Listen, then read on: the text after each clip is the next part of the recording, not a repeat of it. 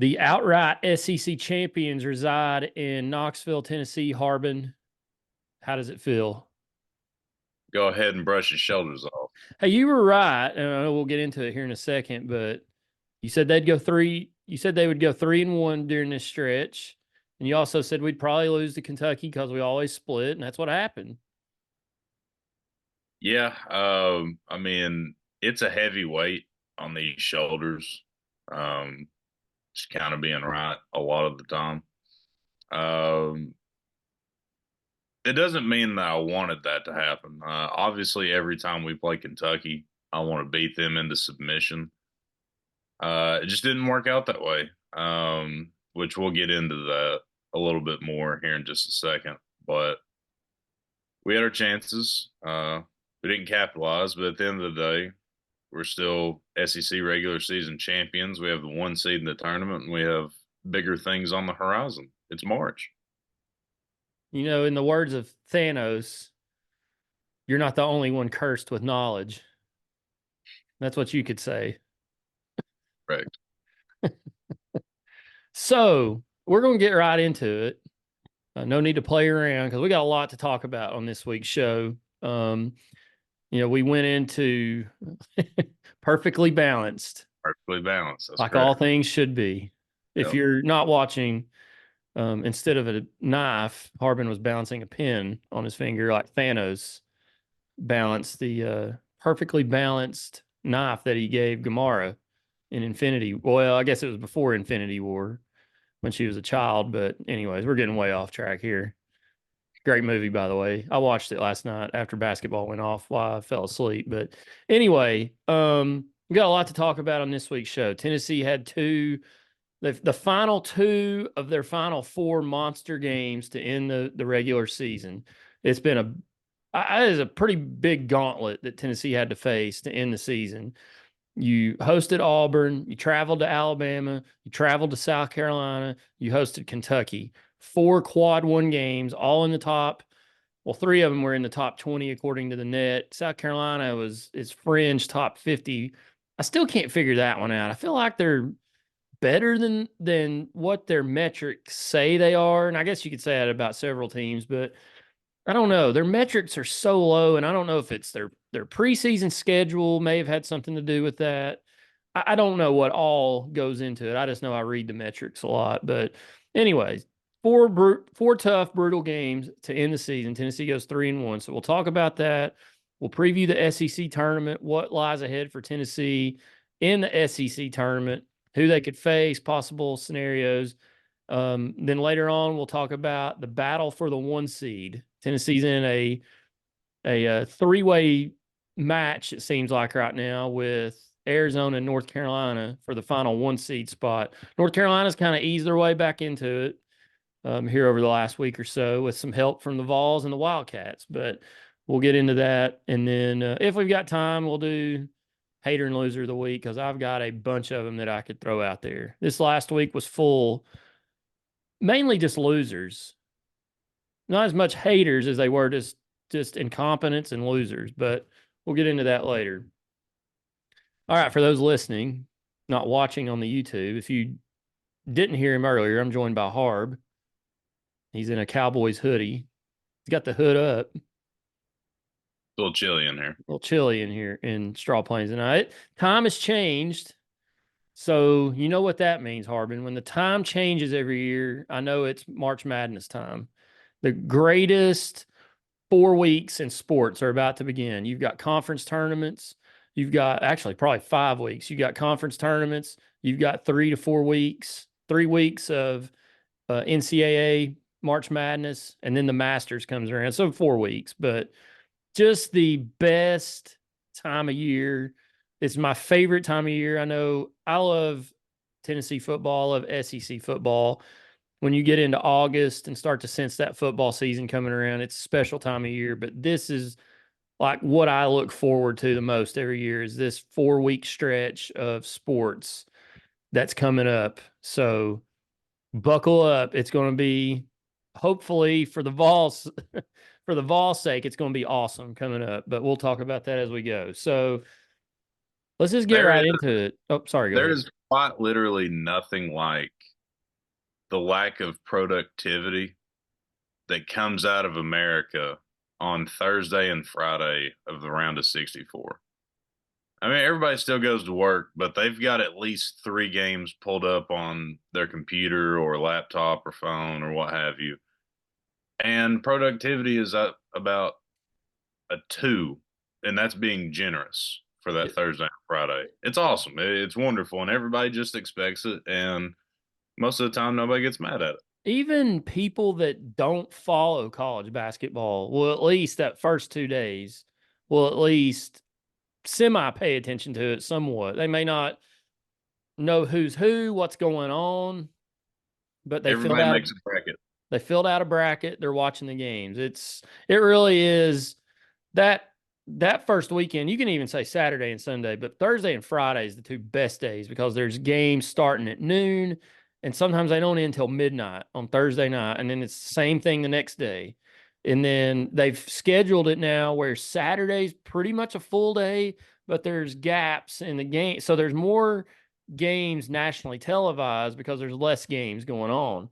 So more people are tuned into single games than like on Thursday and Friday. There's 4 games going on every time slot. So that's what's really cool about Thursday and Friday is there's 4 games, first time slot, 4 games. Next, I mean, it's just constant all day long. It never ends. I know me and my uncle have been over to Charlotte a few times, and the tournament's in Charlotte again this year. I'm not sure we're going to get to go. Hoping the Vols get over there. But due to some scheduling conflicts, not sure we're going to be able to attend the first and second rounds in Charlotte this year. But we've been like 3 or 4 times. And a few years ago, my dad went with us, and we literally got there, watched tip off at 12 o'clock, watched the second game at like 2-ish. Then there's the intermission where they kick you out and you got to come back in. So we went and grabbed something to eat, came back in and watched basketball till probably, I think we got tired of it about 11:30. It was St. John's versus San Diego State. And it was like 11:45, and there was still like 9 or 10 minutes to go in the game. And my uncle, we were like an hour away from his house. And my uncle's like, dude, I can't do this anymore. Like we literally for almost 12 hours been sitting on our butts in Time Warner Cable Arena or whatever it's called now, watching basketball. But it's so fun. It's just great. Is did you say in Charlotte? Yes. Didn't it used to be was it the Spectrum Center? It may be the Spectrum Center now, but it Maybe used to be Time Warner Cable Arena. I don't know what it. I think it's the Spectrum Center now. I'll have to look that up. But yeah, it's looks like if the Vols, I think they're at least going to be a 2 seed. They've either got them playing in Charlotte or Memphis or Indianapolis. So hoping for Charlotte, maybe we can get over there on the weekend. We'll see. Um, let's see. Spectrum Center. Yep, it's Spectrum Center in Charlotte. I hadn't been over there in a while. So, all right, Harbin, what are we? Tennessee goes over to Columbia, South Carolina. SEC title is on the line. This was on Wednesday night. And so we knew going into the game, Alabama had already lost the night before at Florida. So the door was wide open for Tennessee. It was simple. We talked about it last week. Tennessee wins. They were at least co-champions. They lock up the #1 seed. With the Alabama loss, the door was wide open for Tennessee to win the SEC outright, #1 seed. Nobody could touch them. And they went over, and that's exactly what they did. It wasn't the prettiest game that Tennessee's played all year, but it didn't have to be. I mean, South Carolina is a tough-minded defensive team. They're not going to allow you most of the time to score 80, 90, 100 points. Just with the style of play they play with. And Tennessee kind of slowed it down too. I thought Tennessee was very efficient in the game. I'm going to be honest. I had a previously scheduled meeting at work, so I walked in and only saw the last 10 minutes of the game. I went back and watched it, but I just thought Tennessee did what it needed to do. It's like I talked about the last couple shows. I wanted Tennessee over these last 2 weeks to show that they were the veteran program. They were the veteran team. They were the championship caliber team. And I think that's exactly what they did this week. Even though they lost to Kentucky yesterday on Sunday, I felt like Tennessee did what it was supposed to do and what it's been picked to do. And that was go out and beat a team they were better than, keep them at arm's length, which is what they did for most of the game. And they came home SEC champions. How are we feeling, Harbin? It feels great, you know. It was nice to avenge the South Carolina loss that, in my opinion, we shouldn't have had in the first place. Um, but yeah, it was kind of nice knowing that Alabama lost, you know, so like kind of gave you a little bit more of an opportunity. For lack of a better term, kind of took some weight off our shoulders just a little bit. But that game was a rock fight, dude. Nothing about that game was easy. Um, like you said, South Carolina is a great defensive team. We play hard defense too. Um, what I did like in that game, which it did kind of get egregious for a second, but those refs let them absolutely play in the South Carolina game. I mean, they was beating the hell out of each other, and if you didn't break a bone or draw some blood, they wasn't calling a foul. So on the way home from my meeting, I was listening to Bob and Bird on the radio, and Bob kind of chuckled, or Bert kind of chuckled at Bob. He said, "Oh, they're letting them play tonight." Hmm. And going back and watching it, they did, and I kind of appreciate that. I mean, I know I don't referee basketball games at the same level, but I always tell kids and their coaches when we're reffing, like, hey, I'm gonna let you guys play, but we're going to call the obvious, but we're going to let you guys, or at least I am. I don't speak for my partner, but I'm going to let you play basketball. I'm not going to call this ticky tack hand check stuff unless it's egregious enough. But I tend to let kids play.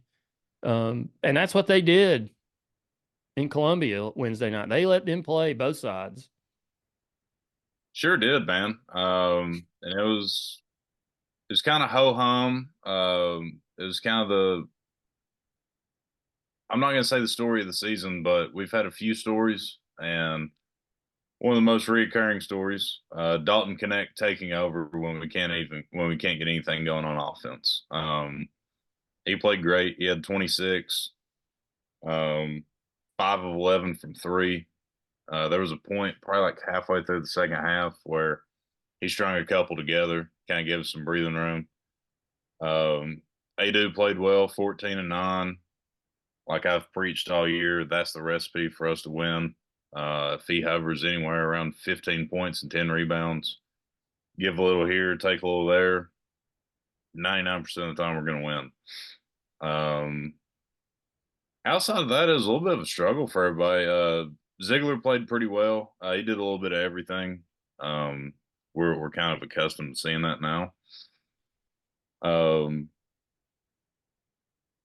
but I mean, if you'd have told me back in October that we would be winning these high profile games with Vescovi and Triple J combining for less than 10 points in a lot of them, like I would have told you were crazy. So just taking everything like that, even Meshack played some good defense, didn't do anything on offense, but yeah, it was a solid win, man. Um, Michi Johnson was really the only one that could get anything going for South Carolina. But what killed him was he went 0 for 7 from deep. He killed us Yeah. inside the 3 point line, but we did what we had to do. And we got our first lone SEC championship since '08. Since 2008. Mm-hmm. So it's I believe if I read this correctly. Now I've seen different things. I guess I need to get on UT's website. I went to Wikipedia because Michael Scott said Wikipedia is the greatest thing ever. Anybody anywhere in the world can write about anything. So it's true. But Wikipedia has Tennessee with 12 SEC titles. If you go to the Wikipedia SEC tournament champions page, however you find it, it's got Tennessee with 12, but Tennessee's saying they have 11. So I don't know. I don't know where. I haven't got in and looked at the discrepancy. So I'm not real sure where that's coming from, but we'll say it's Tennessee's 11th or 12th. regardless, they're tied for second all time in the SEC, which I did not realize that until this week. I had no idea that Tennessee was second all time in SEC tournament champion or SEC regular season championships. No clue. That's new to me. And first, like you said, first since '08. I think the last one before that was 1967. Had a lot of shares as champ. I think there's been nine or 10 shares and then three outrights. So 8 shares and three outrights, or 9 shares and three outrights. So and Kentucky's got 49 titles, by the way. Nobody's even probably ever going to catch them, I would venture to say. Only Insane. way that happens is if Kentucky leaves the SEC, and it would take decades for that to happen. So, um, yeah. Anyways, it was a big game Wednesday night. I saw a lot of people yesterday. Tennessee lost to Kentucky and Thompson Bowling, and I know it was disappointing. I had a tweet ready to go about back to the mines, and I didn't get to use it, but it's all right. We get to talk that all the time with them. They give us plenty of opportunities, but I know it was frustrating and disappointing to lose that game yesterday. In the grand scheme of things, I know we talked about it on here. We don't want to lose anything, and y'all have kind of gone on me for that. But in the grand scheme of things, that game yesterday, yeah, they lost. It's a good learning tool, to finish out the season. You can't do this stuff because that's a game or a team you're probably going to play in like the Sweet 16 or the Elite Eight. They're going to be probably a 3 or a 4 seed. So that's a Sweet 16 Elite Eight type team you're going to play. But you can't. I saw some people just kind of going, "Oh, here, this is Tennessee's problem," and just so down in the dumps. And somebody responded to this person was just down in Tennessee. All we got's Dalton Connect. Nobody else does nothing. And somebody responded, "We just won 24 games for the third straight season, fifth time under Barnes. We just won the SEC title for the second time under Barnes. We've got probably the SEC Player of the Year, probably an All American." And we're like, people were just down. Yet it was kind of, I guess it's every fan base, Harb. You get down after a loss. I get it. This fan base sometimes to me seems just ultra bipolar about the wins and the losses and how they react to them. Maybe I'm just overanalyzing this. I mean, we had people, and I quote tweeted it, complaining again about the atmosphere at Thompson Bowling Arena. That was what they were talking about yesterday. And Davey Day Day tweeted that the atmosphere was great. And then you hear others, "Oh, it's just everybody sitting down. It's just we got to move the students back to the front." I mean, I'm so excited about heading into the SEC tournament. This team is the best team we've had under Rick Barnes. And we need people. I wish people would start recognizing it a little bit more. And they may lose in the second round or Sweet 16. Our buddy Walker, every time we win, he's like, "Well, if they don't do this next game, they're going to lose. Well, we didn't do this very well." I'm, I mean, am I overreacting here, Harbin? I just can't believe that people weren't. I was like, celebrate the title. Tennessee just won the Southeastern Conference. I don't Come think on, you're. guys. I don't think you're overreacting. Obviously, I never want to lose to Kentucky ever. That goes Me without saying. either. I mean, that goes without saying. But I just think our fan base as a whole got used to just bitching about everything in this athletic department for 15 years because it was an actual dump True. that we're not used to having good things yet. I mean, we're getting there because we've been fairly stable in the three main male sports for, I don't know, I'll be conservative and say 3 years for all three of them. Pretty much. Yeah, I just think people are kind of used to bitching, for lack of a better term. Uh, which maybe eventually we'll get that out of our system. But Hopefully. Yeah. But as far as the actual game goes, um, it was, I'll say odd. It was odd how we only had three guys show up for this game. Which game? Kentucky or South Carolina? Kentucky. It was odd how we only had three guys show up. Obvious, I mean, Dalton Connect goes without saying that was just as good, if not better, than the Auburn performance. I probably got to give the edge to the Auburn performance because we won. Um, but that man turned into a human flamethrower, and he was the only reason that, just to be 100% honest with you, he's the only reason we didn't get run out of the gym. Mm-hmm. He kept saying it. Adu played awesome. He's the second guy that I've got to give my flowers to. Uh, he had 11 points, 8 rebounds, just shot 4 of 11 from the floor. But he missed a few of those mid-range jumpers that went halfway down that are good shots. You know, I'm 100% fine with him taking them. But my man had 5 blocks, and the amount of layups that he changed was off the charts. I mean, it felt like he affected damn near every layup around the rim. That was one of the better performances I've seen by him on the defensive end. And Ziegler played well. 17 and 9, 6 of 15 from the floor. Outside of that, the rest of the team combined went 2 for 14, 3 for 16. The rest of the team went 4 for 19 from the field.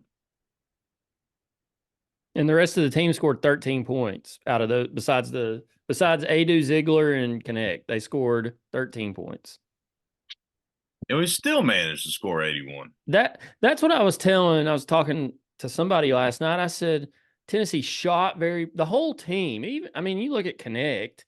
He was 14 to 29 from the field, 6 of 15 from three. That's still pretty good. A lot of volume.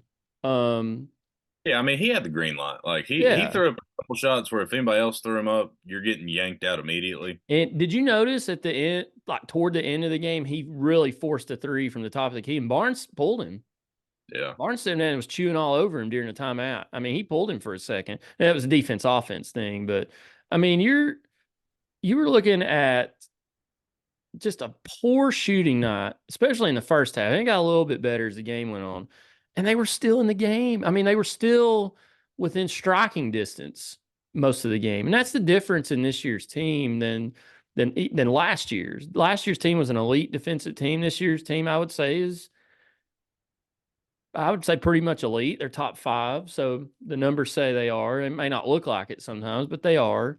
And but they've got Dalton Connect. He can come down, and I don't understand. To me, why people gripe about, well, he's the only one scoring. Well, yeah, he shot 29 times.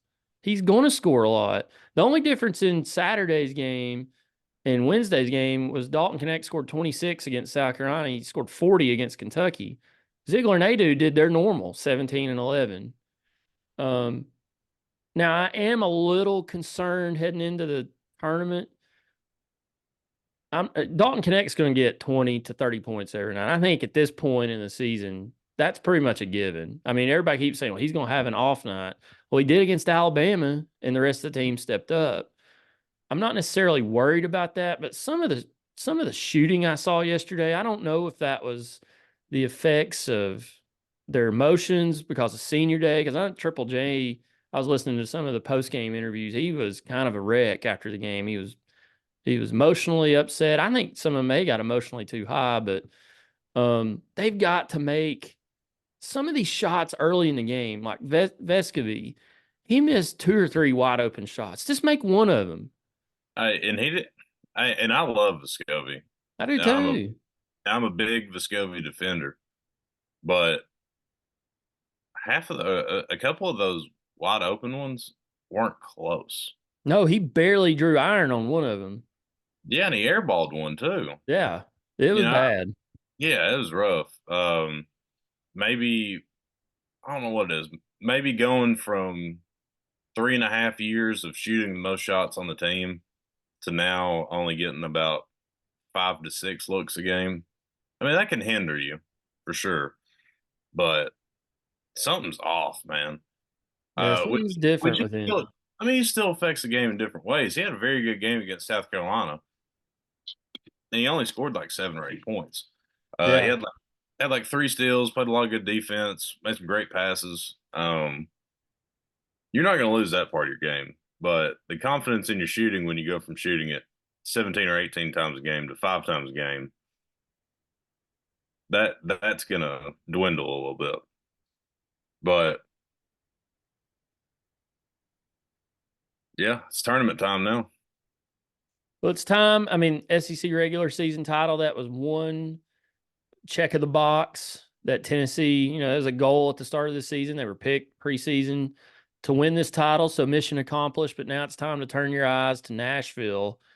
So Tennessee will be the 1 seed. For those watching, I'll put it up on the screen.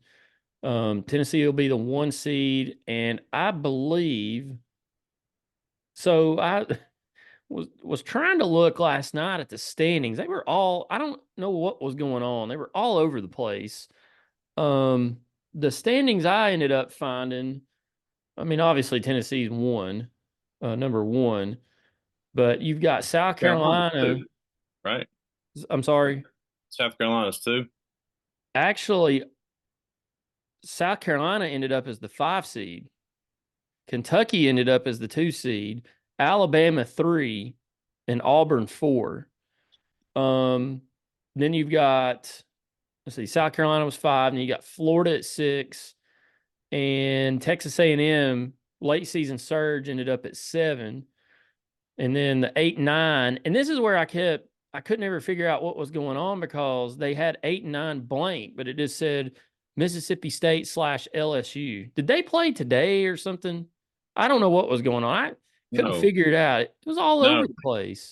no. Mississippi State got beat by They South Carolina lost. last night or That's yesterday. I don't know why it was everywhere. I looked last night, said it was blank and said Mississippi State / LSU in the 8 line, and the same thing for the 9 seed. It doesn't matter. They're going to play 8 or 9. It's just what color jersey you're wearing. And then you've So got did 2, 3, 4, and 5 all finish at 13 and 5? South Carolina, Auburn, Kentucky, and Alabama all finished 13 and 5. So Okay. they go Okay. by head-to-head matchups against all 3 or all 4. It's kind of this convoluted mess. They don't do it like we do at Parks and Rec, where it's, oh, the tiebreaker's points against. Make it easy. Points against, points scored, boom, you got your tiebreaker. They do it a little different, obviously, at this level. But yeah, it ended up, even though South Carolina won yesterday, they ended up the 5 seed. So they'll have to play an extra game on Thursday. Mm. And the good thing about it, I mean, we wouldn't see Kentucky until the championship game if it got that far. Tennessee and Auburn could play each other in the semifinals, semifinal number 1. I mean, Auburn and South Carolina may play each other. Let's finish the standings first. You got Ole Miss at 10, Georgia, the bottom 4 who have to play on Wednesday night. You got Georgia at 11, Arkansas at 12, Vandy at 13, and there's 0 and 18 Missouri. Bless their hearts. This They could go 0 and 19. I think I saw Day Day tweeted earlier today. That might be as impressive as winning the conference. Yeah. Going 0 and 19. All right. Well, I remember last week's episode. I said that they would get them one this week, and they let me down. That they did. I don't know. Just to be 100% honest with you, I don't know if they got blowed out in both games. Let's look at it. I don't think they did though. Who are you talking about? Missouri. I'm looking at it right now. Yeah, I don't know. So they lost. Well, okay. In their last three, Ole Miss beat them 84-78.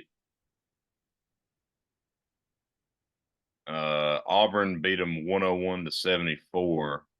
And LSU pulled one out in a heartbreaker, 84-80, where Missouri led by 6 at the half. Pain. I mean, they played Tennessee close for 30 minutes, maybe less than 30 minutes, but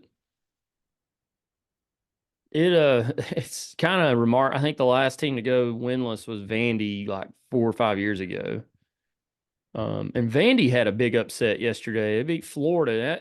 I was reading some bracketology last night while I was watching the Arizona USC game, which we'll talk about here in a little bit. But that I think knocked Florida down a seed line. They were going to be like a four seed, I think I read, but knocks them down to a 5 seed, which 4 and 5. There's not a ton of difference there, but you get on that 5 line, you play that 12 seed. There's usually some upsets there every now and then on that 5-12 line.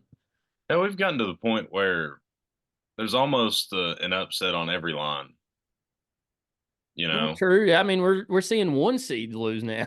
I mean, to the point where like a 3 and a 4 seed both lose in the first round every year too, almost.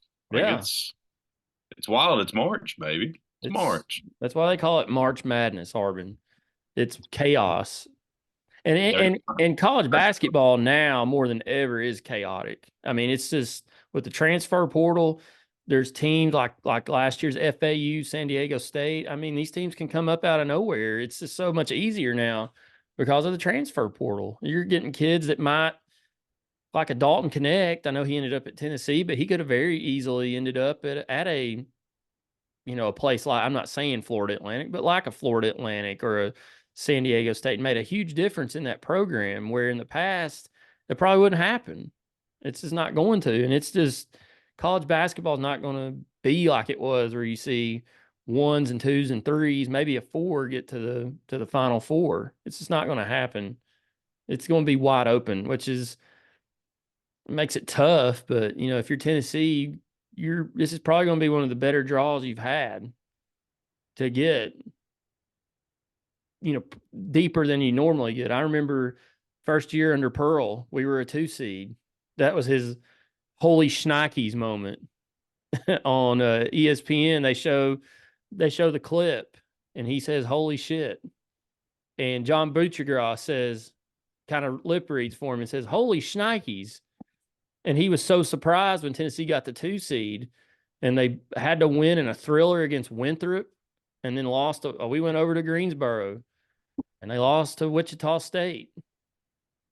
It was a tough one, and you thought that team probably wasn't really a 2 seed. It was probably more a 3 or a 4 seed, but played a tough schedule. Bruce had a bunch of good wins that year, and it is what it is. But I think this is the probably one of the better chances Tennessee's had to advance on in the NCAA tournament. We'll get on with that, but real quickly, Harbin, closing out the regular season, what's your final takeaway from this regular season for Tennessee as we head into the tournament?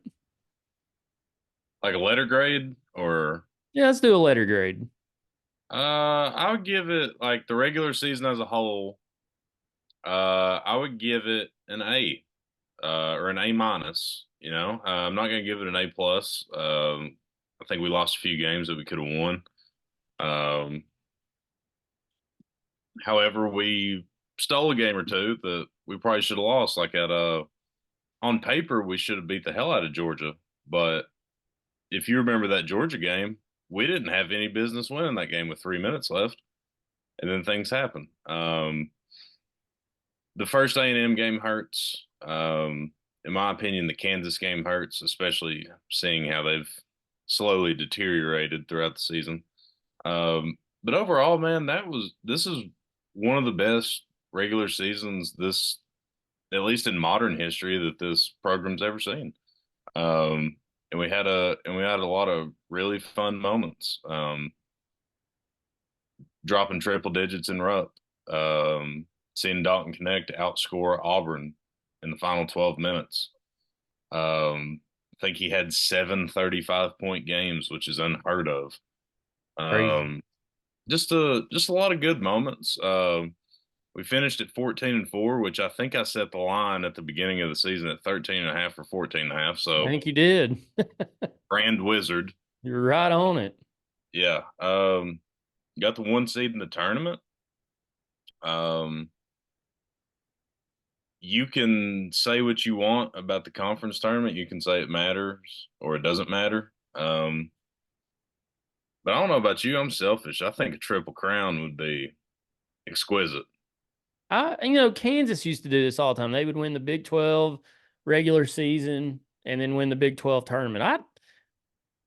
I don't put, I used to think the tournament, like I wanted to win it because we hadn't won it and so on. I kind of always put more on the regular season, but you know what? If we lose a game out there, like especially if we get to the semifinals, you're probably going to play a pretty good team.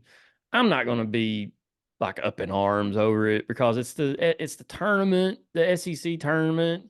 In the grand scheme of things, it probably doesn't mean a whole lot. But I'm like you, man. I'm selfish. Let's go win the tournament.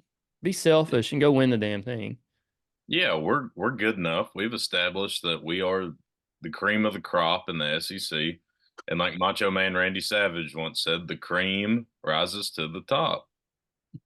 I wish I had a little cup of creamer to hold up. Um, but yeah, there's no reason that we can't win the tournament. We're probably the favorite on the gambling sites. It'd be nice to do it. And if we don't, oh well. I don't want us to get beat in our first game. I'm not saying that, but like if we lose in the championship game or something like that to a quality opponent, so be it. Lace your boots up and get ready for the big dance. I've said it all year. We're about to transition over here to the SEC tournament preview portion of the show, but my whole thing all year is to get to the Final Four, win the national top, and make a big run in March. So this is kind of a secondary. It is very important. Don't get me wrong, but the thing we all are looking for is to get that monkey off our back, get to the Elite Eight, get to the Final Four, and see what happens.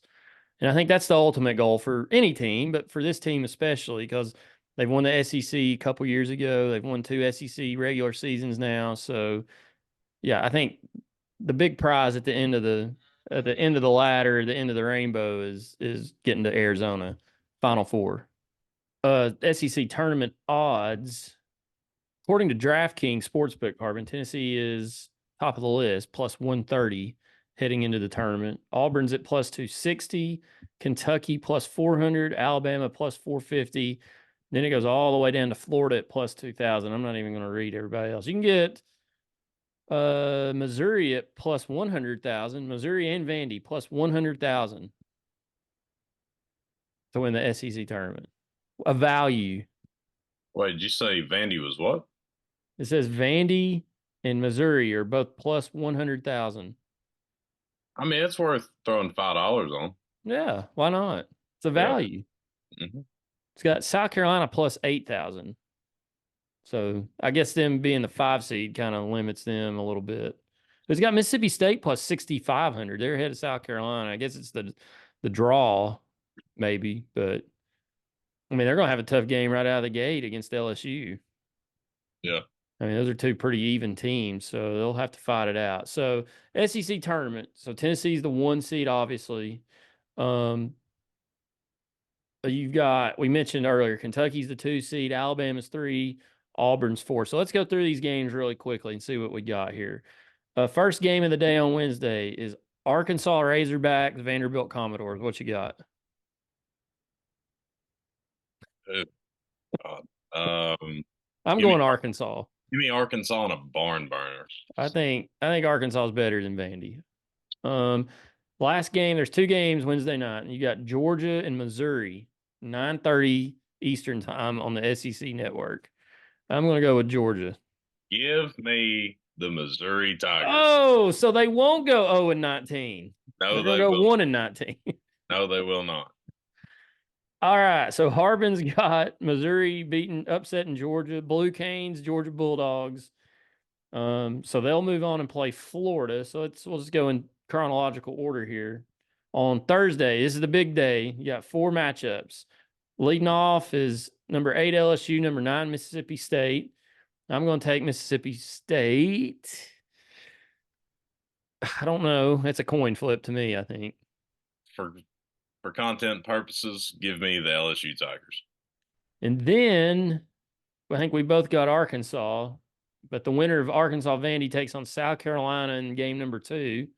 I think South Carolina advances no matter who they play. Yeah, I agree with you. Game number 3, Texas A&M and Ole Miss. Hmm, that's an interesting matchup. I think Uh, Texas A&M wins. They're playing decent right now. yeah, Ole Miss has spiraled a little bit, but give me Ole Miss. Give me Ole Miss. There you go. And then you've got Florida versus either Missouri or Georgia to cap off the evening. Don't make me pick Missouri again. They're there for you. They're Nah, available. I'll go Florida. I'll go Florida. Gotcha. Probably a pretty good pick. All right. So then that's when the Vols come into play. Friday afternoon, 1 o'clock Eastern time. Tennessee will play the winner of Mississippi State LSU. Any concerns going into this matchup with either one of these teams? I know Tennessee lost at the Hump at Mississippi State earlier in the season. We handled LSU and Thompson Bowling. It's been several weeks ago, but any concerns, doubts, fears heading into this game between either of these two? I'm just a broken human in general, so I always have a little bit of doubt. Uh, Touche. but call me crazy. I'd rather play Mississippi State. Um, which, like you said, we did handle LSU and we lost to Mississippi State in Starkville. But I think, I think like after winning the SEC championship, like regular season, it wouldn't hurt to have a slight bit of added um, motivation, if you will. And I think getting back at Mississippi State would be some pretty good motivation. And we're better than both of those teams. So for that reason, I think I'd rather play Mississippi State. I think this is a game you see Tennessee win by 10, 15 points, whoever they play. I would like to beat Mississippi State again and get a little revenge. So I'm going to say the Bulldogs beat LSU and then Tennessee advances on. I'm not concerned about that one as much as I am if Tennessee gets to the semifinals, but it is March. Anything can happen. But under Rick Barnes, Tennessee has been consistently pretty good in the SEC tournament. Before this, sometimes they were one and done every year. Game number 2 on, we're going to move through this kind of quickly because I think we'll both have Tennessee advancing fairly deep in this. Game number 2 of the day could be one of the more interesting games of the whole tournament. You could have Auburn and South Carolina facing off in a 4-5 matchup on Friday afternoon. I think that could be a really fun game, possibly, but more interesting than fun. Auburn has, I think, 0 quad one wins now, or is it still at 1? I don't think They have it's one. They beat 1. Alabama. That's true. That's right. But Mississippi State has not done them any favors. I think they've completely plummeted here as of late. But what do you think about that one? Auburn versus possibly South Carolina in the quarterfinals. Um, I think Auburn has more talent, but I'm leaning South Carolina. Because what we've seen out of Auburn, uh, the fact that they struggle away from home, coupled with the fact that they are heavily reliant on the three ball, defense travels. Yes. Defense travels. And South Carolina can put some points up. I will say though, when they played in Auburn, Auburn beat them by 40. Yeah. They did. Beat the brakes off of them. Yeah, and Auburn's better than South Carolina, in my opinion. But for some reason, I'm leaning South Carolina in this matchup. I feel like they can give them a lot of trouble, especially on a neutral court. You get that game outside of Auburn. I'm leaning South Carolina.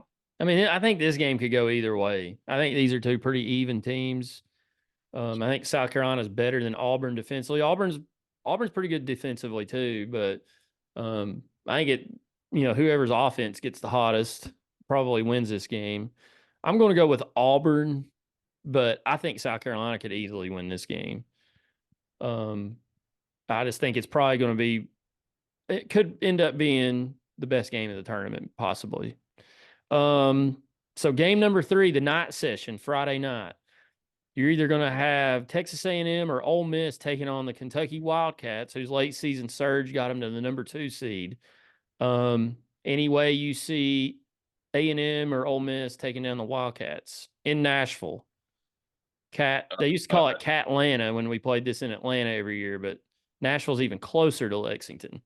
So going to be Uh, a lot of blue in the stands. if it's Ole Miss, I don't think they have a shot. A&M has a little bit of a shot because they can bang inside and maybe make things a little weird. But if it's Ole Miss, not a chance. Either way, I'm probably picking Kentucky for sure. I thought they can just outscore just about anybody. I I mean, it just is what it is. Yeah, I think Kentucky. It might be a battle for a little bit, especially if they play A&M, but I think they advance on. And then uh, last game of Friday night, game number 4 of the quarterfinals will be Alabama taking on either Florida or Georgia or Missouri. I think we both think it's probably going to be Florida. Um, do you see a upset there? I can see one happening. I know it happened just a couple weeks ago. Could And easily see. Alabama is not playing very well right now. Do the Gators move on? I think Alabama's just kind of come back down to earth, to be 100% honest with you. Not a lot of people thought Alabama was going to be great this year. Like, people kind of saw them True. like fringe top 25, and they kind of played above their heads for a little bit. And the analytics were in love with them for a Still long time. are. Still are. They still are. And The analytics it's love not a Auburn, Harbin. They love Auburn. They have Auburn ahead of Tennessee right now. that's insane. I don't know though, 'cause that's weird because Florida did handle them in Gainesville, so obviously Alabama would like a get back. Um, that game's a coin flip, in my opinion. It depends on how Alabama shoots the ball. I mean, if they're hitting their threes, they can win that game by 20. If they're not, they can lose by 20, just like it did in Gainesville. Um, but I'm gonna take Alabama in a tight one. I'm going to take. I'm going to take. This is two teams that can shoot, and very quickly. This is two teams that can shoot. They almost play system offense. They want to shoot. They want to shoot threes. They want to dunk the ball, and they want to shoot fast. So this could be a high scoring game, but you're right. In at the O Dome, Florida kind of handled Alabama. Alabama's not playing very well right now. It's going to be a tight game, I think. I'm going to give the edge. I don't know who to pick. I'm going to take Florida because I don't think Alabama's playing very well right now. But Alabama usually performs pretty well in this tournament under Nate Oates. It's kind of like Tennessee. Usually every year makes it to at least the semifinals of the SEC tournament under Rick Barnes. But I'm gonna go with Florida. I'm gonna go out on a ledge. The 6th seed will advance on to take on the Wildcats on Saturday afternoon. So that leads us to Saturday, semifinal Saturday. Always pretty electric atmosphere. Bridgestone Arena in Nashville. I've got Tennessee versus Auburn. You've got Tennessee versus South Carolina. What are you thinking here? This is a big game for the Vols. Can they get back to the SEC title game for a chance to win their second title in 3 years? If we play South Carolina, this game has a chance of being a no contest. That's just how I feel about it. I know we've had two rock fights with them. We lost a close one. We won a close one. Um, but normally in situations like this, when teams play three times, talent normally prevails, and we're the more talented team. And if we do play South Carolina, I think we win by about 15 plus. So The Auburn game would probably be a dogfight, but I think South Carolina beats Auburn. So, and I think we dog walk South Carolina if we get to play them a third time. yeah, I agree. I think Tennessee would beat South Carolina. Um, I think it would be a lot different than when it was played in Knoxville and Columbia, to be honest. Yeah. Especially in Knoxville. I've got Tennessee playing Auburn. This game kind of makes me a little nervous because Auburn's not very good on the road. They're very good at home. I don't know what they're like on neutral courts this year. I haven't even looked into it, but um, you know, the metrics say Auburn's a pretty good basketball team. They're top 10 in a lot of different metrics. I think Tennessee's better than Auburn. I think we proved that when we played them in Knoxville. I'm going to take Tennessee, but this is going to be one of those back and forth, chewing your nails off type games, I think. Tennessee and Auburn always play some pretty tight games back and forth since Rick and Bruce have been those respective schools. I agree with you on the South Carolina thing. I think Tennessee wins that game by 8, 10, 12 points if they play. Tennessee and Auburn could be a one possession game. Comes down to who makes more plays at the end. I'm going to go with Tennessee because of their veteran leadership. That's the only reason. But I think that could be game number 2, best game of the tournament besides South Carolina Auburn. So we both got, I think, Tennessee advancing on. Little iffy if we play Auburn, but if we play South Carolina, we're moving on. So I think it's safe to say we have him advancing on, correct? Mm-hmm. Okay, so we've got the Vols in the SEC title game. Who will they play? Will it be for you, Alabama or Kentucky, or for me, Alabama and Florida? I'm going to take Kentucky over Florida.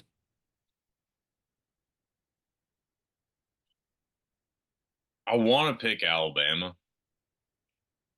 I want to. I just don't know.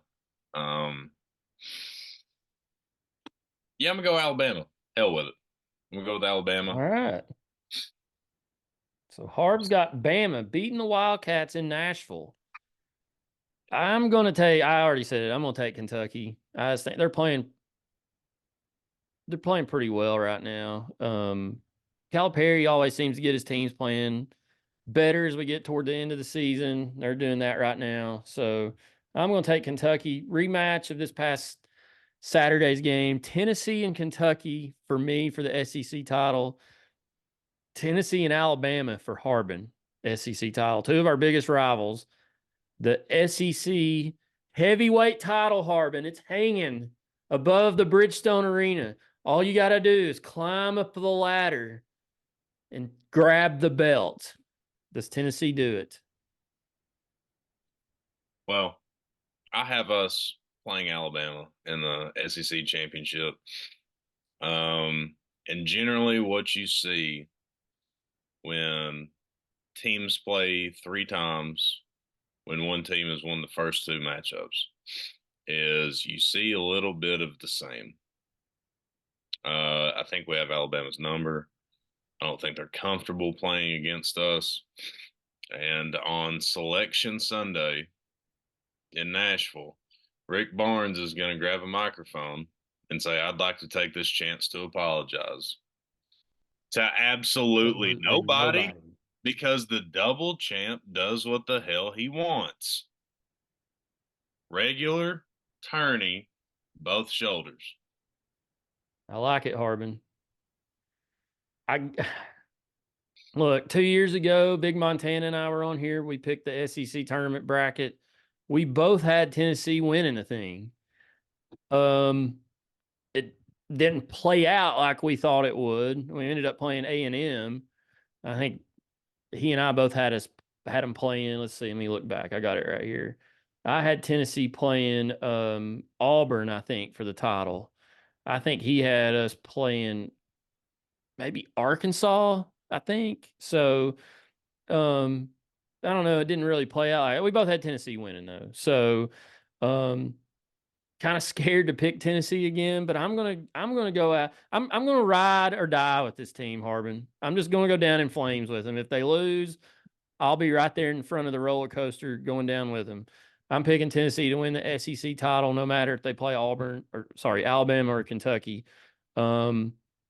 If they play Kentucky, they got to find a way to guard the perimeter a little bit better. They didn't do a very good job of that Saturday. And of course, Reed Shepherd couldn't miss either. He was just having anybody that's played basketball enough. Sometimes you just get hot. And Kentucky, I think I read a stat where Kentucky hit 85% of the threes they hit were off the dribble. So a lot of there was one-on-one type stuff. So these were hot yesterday. I mean, just give them credit. They just shot better than Tennessee. I don't think it was anything more than that. We shouldn't read anything into more than that. So I got Tennessee cutting the nets down, and they sweep the SEC, Harbin. They win the regular season and the tournament title. I don't know when that's happened before, if it ever has happened, but that's what I've got. And Tennessee, this leads me into my next point. They're in a three-way battle, right? Triple threat match right now with Arizona and North Carolina. Does winning the SEC tournament, which we both have Tennessee doing, propel them to a 1 seed? And I'll ask you this question. Does it matter if we have a 1 seed? If we're 1 or 2, does it matter? And I'll get to why I asked that here in a second. But go ahead. If we win the SEC tournament, we're 100% the 1 seed in the West. Hell, as it sits right now, in most bracketology by the people that actually matter, I guess, we're the 1 seed out West right now currently. We stumbled against Kentucky, but Arizona got beat by 13-17 USC last night. Carolina beat Duke. That made it way tighter than what it was. But yeah, if we win the SEC tournament, we're definitely 1 seed out West. Now I will say, however, part of me would almost rather be the 2 seed in the South region. Because when it comes to Sweet 16 time, do you really want to play in Los Angeles? That's what I've been telling people all week. Like, do we I, want to be the 1 seed and go to LA? which I mean, it's not like is the Sweet 16 the Elite Eight in Dallas or Houston in the South region? Houston. Hold on, I'll look that up. Keep talking. I'm not acting like Dallas is right next door to Knoxville, but it's obviously a lot closer than going all the way across the country. Um, Obviously, if we're out west, the second best team or the other best team in our bracket would be Arizona. It's in Dallas. Gotcha. Um, Arizona is obviously not as good as Houston, so from that perspective, that would be why you'd want to go out west. But from a lot of stuff that I've read, um, they're projecting the 8-9 matchup out west is going to be like Florida Atlantic and Texas. That's a lot of people are wanting that. That's crazy. Why would you want to play Uh, either of those teams? Now Florida Atlantic's not as good as they were last year, but I mean that's pretty solid 8-9 matchup. Yeah, Um, I don't know. Geographically, I'd rather be the 2 seed in the West, but as far as competition that will play, it's better to get the 1 seed, um, because at worst you are tied. Um, you're tied talently with the other best team in your region. I do think Houston's a little bit better than us. Um, but I don't know. Everything will work out the way it's supposed to. Uh, everything will work out the way the Lord intends it, right? exactly. Uh, but I'm a gambling man, and if I had to put $100 down right now, we'll be the 1 seed out west. Okay. Um, so you've got Tennessee. You want them, and I've put it on the screen, or I will put it on the screen for everybody to look at. Battle of the 1 seeds, not Battle of the Bastards, but Battle of the 1 seeds. But we'll start with comparing Tennessee and Arizona, which I need to probably update. Need to probably update this, but Arizona and Tennessee, it's like a razor thin like margin. And Tennessee 7-6 in quad one games. I think Arizona's still 8-3 or 7-3. Quad two, they were 6-2. Now that loss last night to USC, I think it really hurts them quite a bit. That was a bad loss. It's not like Tennessee lost to Kentucky yesterday, but Arizona's got to win over Alabama. We've got to win over both Alabama and Auburn. Auburn's our best win right now. And when you go and look at, I'm trying to pull up the net rankings and KenPom. I mean, North Carolina's right there. I saw several bracketologists last night kind of move North Carolina into that now 1 seed line with the win over Duke, and Tennessee and Arizona both losing. I don't think Tennessee got punished very much for losing to Kentucky. But North Carolina sits at 7 in the net rankings. They've got quad one wins. They're 7-4. They're 6-2 in quad two. Tennessee, I mentioned they're 7-6 in quad one, 6-1 in quad two. Both teams are undefeated in quad 3 and 4. But the difference in Arizona is they're 8-1 in quad three. That USC loss last night was a quad three loss. So I don't know. It's a toss up right now. The thing that a couple years ago, apparently it didn't matter what Tennessee did in the SEC tournament. Joe Lunardi's now saying they got to battle it out this week in their conference tournaments. So why does it matter this year? And 2 years ago, it didn't. I mean, by that logic, it should be set.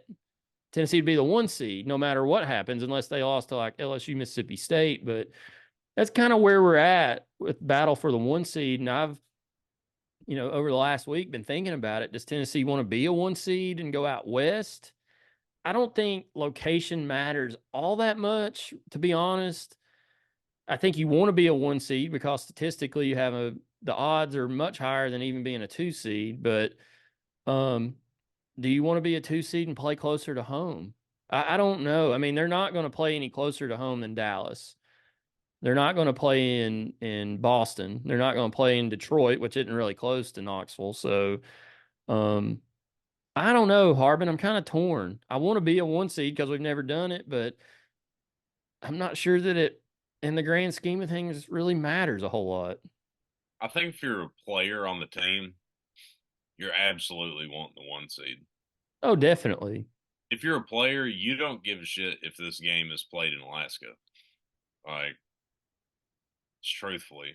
Nor should they. They shouldn't. Right, yeah. They're competitors. They're gonna play and play hard wherever the rocks rolled out.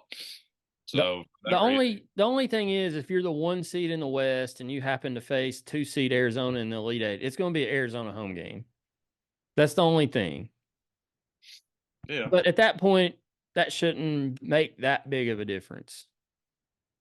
No, I think we're better than Arizona. I do too. So Well, that's kind of what Tennessee.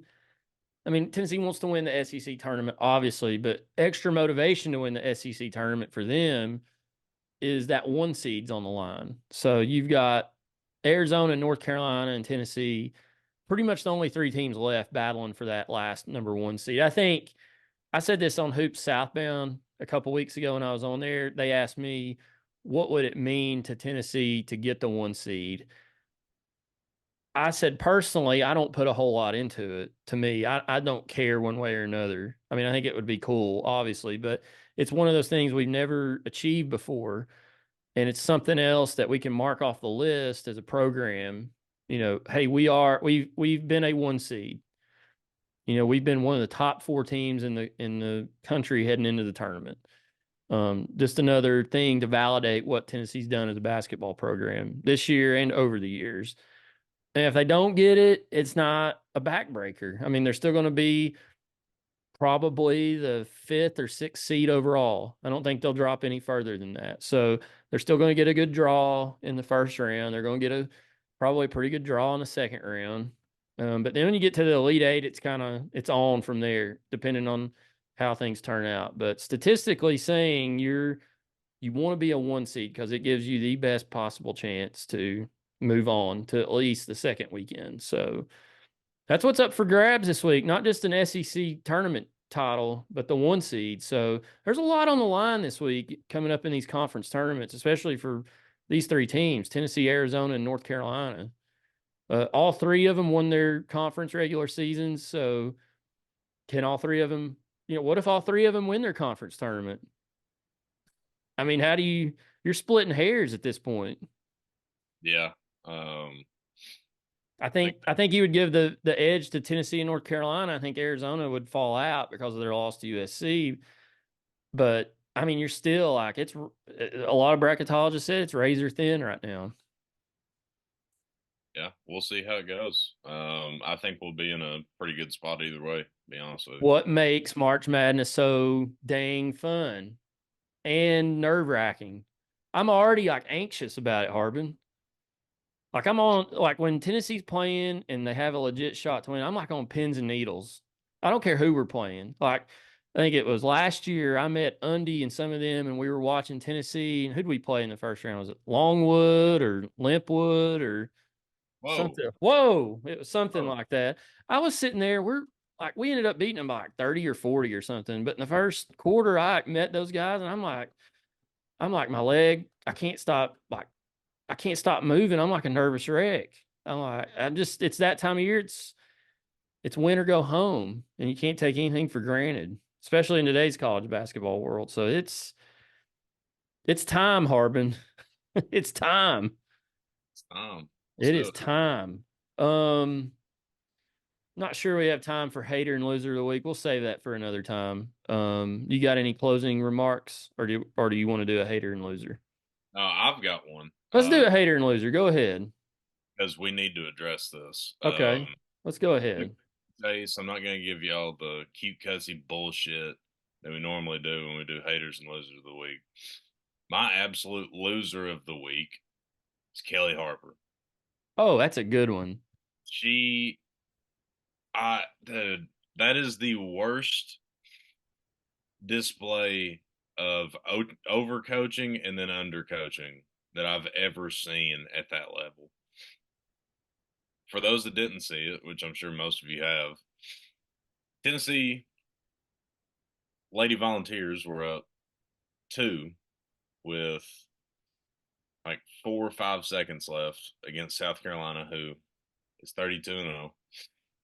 Well, they inbound at full court.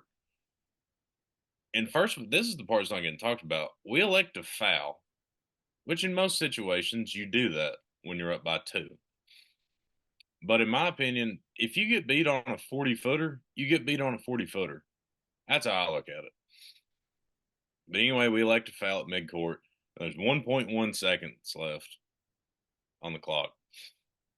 Well, you would think that you would pressure the inbounder. Hold on. So there was a foul and then a timeout, or was there just a timeout? No, there was a foul. There might Okay, have they been. fouled and then timeout. Okay. Sorry, So, continue. so you would think that with 1 second left, you'd be pressuring the inbounder. No, we had a girl playing essentially free safety about 15 feet off the ball, and she really wasn't in a position to really guard anything unless it went to the corner. Well, South Carolina center has not made a three all year. She catches the ball at the top of the key. And Sports Center did a segment on this last night. I saw it. The girl that was guarding her was 16 feet away when she shot that ball. And the thing that killed me is the two girls on the wings got closer to their girls when she caught the ball. Yeah. So either A, you think she's going to pass it with 1 second left, which is extremely incompetent. Two, you're worried about getting the rebound off the miss, which is also extremely incompetent because there's 1 second left. Or three, the most logical thing is Kelly told the girls under no circumstances do you foul on a 3 pointer, or in general, really, but mostly on a 3 pointer, which is probably what she said. I'll give her the slightest benefit of the doubt on that. That does not mean get two counties away from a Division One athlete on a 32-0 program on a straight ahead shot. Now, granted, it was extremely ugly and it knocked the hell out of the backboard and it fell in. But you got to at least pretend to get a hand up. That is the worst thing I've ever seen in Division One Power Six conference basketball. In my opinion, I don't think we should have let her get back on the bus or the plane after that game. She should have been fired on the spot. And girls had like after the shitty season they had a chance to play in the SEC championship, and that's how you lose. If they throw up a three or or they hit a hell of a layup or something, and it goes to overtime and you lose. Whatever you like that, like it happens. But just giving them a wide open shot and saying make it, that's inexcusable. It's horse shit. It's disgusting. Um, and it's time for the Kelly Harper experiment to be over with. I originally thought she was a good hire. She's not. And this is going to sound extremely harsh, but it's time for that program to move away from the Pat Summitt tree. Because I think we're trying to cling to the past and try to get women that coached under her or girls or women that played for her. And then it's going to be the expectations are still going to be Pat Summitt. You just need to go hire somebody that has absolutely nothing to do with this program and let them start 100% clean. Because Holly Warlick and Kelly Harper have done detrimental damage to the Lady Vol uh, uh, image. So Kelly Harper is my hater and loser of the week. I think she's a good human, but I don't want her to be the head coach of the Lady Vols anymore. I've been on the fence about her. I think it's time, like you said, to move on. I just don't think they're going to get much better than they already are with her. There's a reason NC State fired her. Let's just be honest. There's a reason NC State let go of her. And that yesterday, what in the world was she thinking? What in the world was her staff thinking? Not only was Keys 16 feet away, but Rakia Jackson was standing right next to the shooter and never attempted to move. They never attempted to guard the inbound. I don't know what in the world. What in the world? So I had Holly as a nominee for one of my haters and losers. Um, I have Duke. I have actually two Duke things. Duke Kyle Filipowski tripping a North Carolina player. Shades of um, what's his name? Grayson Allen. Grayson Allen at Duke tripping people. Then you got Duke fans when North Carolina's waving at them. They're throwing crap all over the court. National media hadn't said a word about it, but when Tennessee did it, it was just outrageous. Um, so those were two people I thought of besides Kelly Harper, but it's low hanging fruit, but I got to go with it. Joe Biden, State of the Union the other night, Harbin, he announced to the world that Lincoln Riley had been murdered by an illegal alien, an illegal immigrant. He really meant to say Laken Riley, the 22-year-old Georgia nursing student that was murdered, beaten to death by an illegal immigrant. Illegal. Now he's changed his mind to call him undocumented. But he said Lincoln Riley. What was USC's PR department having to do that night? They're like, God Almighty, is Lincoln Riley dead? The president of the United States says Lincoln Riley's dead. Yeah, somebody check on him. Good grief, man! And people believe in that guy. I don't get it. I don't get it. Like, what a total and complete loser Joe Biden is. And I kind of do sometimes feel bad for him because of his dementia, but he didn't have to run for president. So that's crazy. He didn't even know. And then he comes out and apologizes of what they called a murderer. Oh, I'm sorry. He's undocumented. Who gives a crap? He murdered somebody. He's a murderer. Call him that. All right. We're going to wrap this show up before I get my blood pressure raised up talking about sleepy Joe Biden.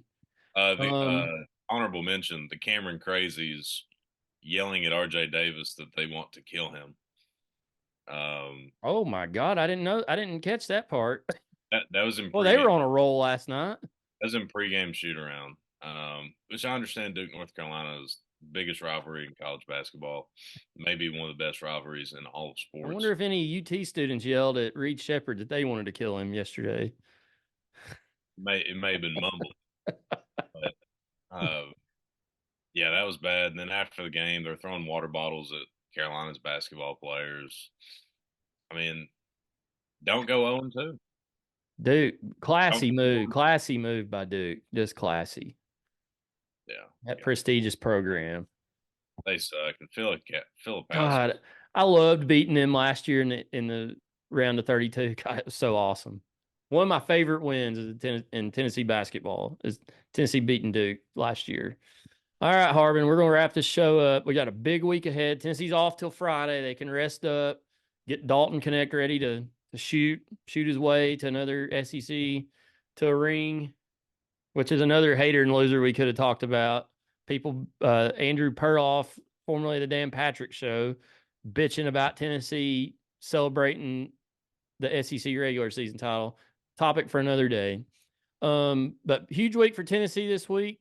Hopefully we got you guys ready for the tournament. Can Tennessee win a number 1 seed? Can they win the title in Nashville? We'll find out. I may be there. I may be live in Nashville. It's up in the air, but hoping to get to go. But appreciate everybody listening. If you're in Nashville, hit us up if we're there. Remember, you can find us anywhere you get your podcast. We're on the YouTube. Follow us on social media, Twitter and Facebook and Instagram. Appreciate everybody listening. For Harb, I'm Negative Niece. And we'll see you guys next week on the Section YY8 podcast.